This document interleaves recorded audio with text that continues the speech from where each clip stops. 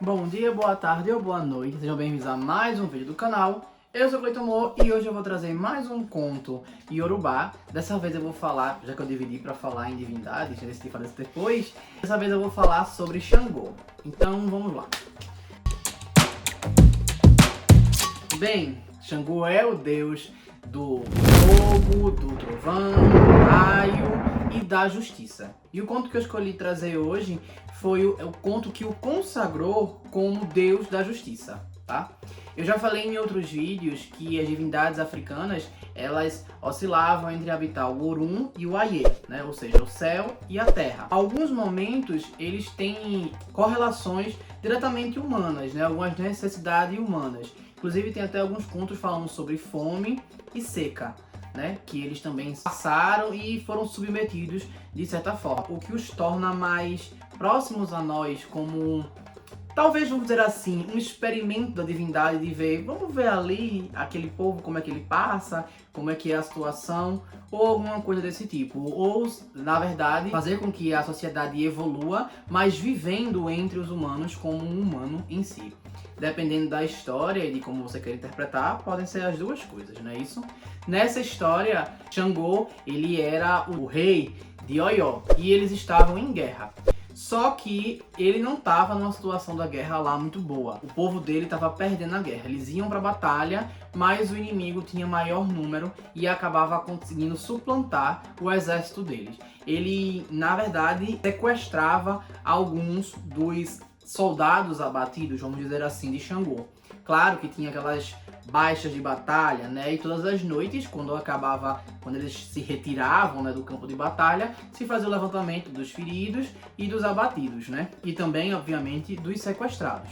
Em uma dessas noites, Xangô, que já vinha preocupado, porque o caminho da batalha demonstrava perda para ele, né, pro lado dele, o general dele chegou para falar com ele sobre os sequestros e ele ficou assim, sim, mas por que esse povo está sendo sequestrado? Aí o general respondia dizendo, não, mas acontece, né? Vai fazer o quê? Aí ele, pra mim sequestro só pode significar duas coisas. Aí o general, não necessariamente é isso não. Nossos soldados não são fracos, nem estão desistindo de batalhar e por isso estão deixando ser capturados, não. Aí Xangô olhava pra cara dele, sim, não estou falando necessariamente disso, mas e se não é isso? De toda forma, independente, a consequência vai ser a humilhação e a vergonha, a desonra.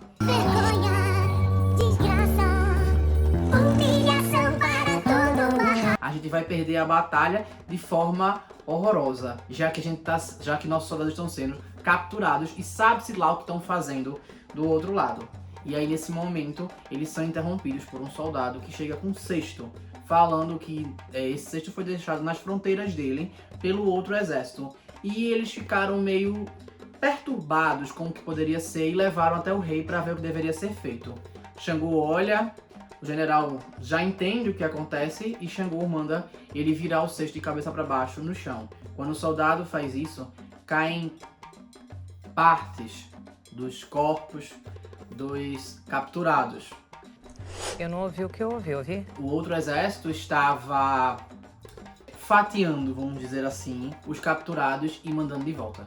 Aquilo machuca Xangô de um jeito muito absurdo. Ele não só fica com mais raiva do inimigo por ele estar fazendo isso com o povo dele, como também se sente ofendido pelo fato deles fazerem isso e mandar os pedaços, né? Então, para ele, chega a ser um misto de emoções negativas que impele contra o exército, mas ele já não sabe mais o que fazer e decide solicitar iluminação de Orumilá. Então, ele sobe até uma montanha que tem a próxima a Oió e vai até lá, naquela mesma noite. Ele sobe a montanha, vai até o topo, solicitar a iluminação de Orumilá, que é o deus da sabedoria. E aí, quando ele chega lá, ele invoca Orumilá e Orumilá fala com ele. A história fala que eles fazem um acordo, é como se fosse um ritual, uma compensação aí pela solicitação de Orumilá, mas não se fala nem no que é dado, nem no que é recebido necessariamente. Eu entendo que a recepção é basicamente como uma visão que Orumilá faz de um possível desfecho se Xangô fizer tal coisa, né? Tipo, quase como uma sugestão, um conselho. E aí Xangô pega o axé dele, que é um machado de 2 gumes, né? E começa a bater no topo da montanha. Toda vez que ele bate com tanta força e tanta raiva do inimigo que as pedras começam a soltar e pular.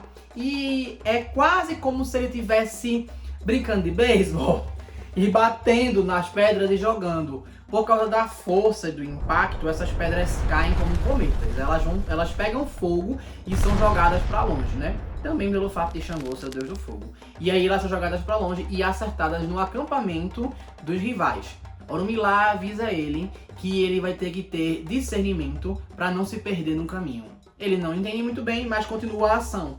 E aí, por causa disso, ele acaba destruindo boa parte do acampamento. Destrói o acampamento onde estavam os líderes, né? Que vão sendo aniquilados, vamos dizer assim, por essas pedras arremessadas. Os soldados também, mas alguns conseguem fugir. Só que eles acabam ficando encurralados e Xangô consegue visualizá-los. Agora, parabéns pela visão e pela mira, bicho. Porque, pelo conto, dá a entender que ele não acerta nenhum aliado. É só o time rival. Você é o bichão mesmo, hein, doido?